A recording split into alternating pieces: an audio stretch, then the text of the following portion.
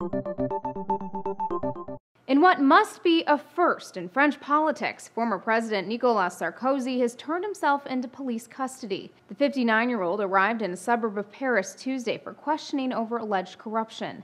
This a day after several of his lawyers were detained. It's all part of an inquiry into whether Sarkozy promised a government job to a judge in exchange for inside information about an investigation over his 2007 election campaign funding. Of course, the French have become pretty accustomed to these sort of headlines about their former president in the 2 years since he left office. There were reports former Libyan dictator Muammar Gaddafi helped fund Sarkozy's 2007 campaign, and a court later dropped an investigation into whether Sarkozy exploited France's richest woman, L'Oreal heiress Liliane Bettencourt, for campaign donations. Even though he denies all wrongdoing, the corruption scandal could dash any hope Sarkozy had of making a potential comeback in 2017. It's been widely rumored the ex-French leader was contemplating a return to politics, including a bid for his former job. It forms part of this picture, as I say, of a sort of, an ongoing series of revelations, some of which are undoubtedly motivated and published and made prominent by his enemies. The mayor of Nice and a key Sarkozy ally wrote on Twitter Tuesday, "Never has any former president been the victim of such treatment, such an outburst of hatred."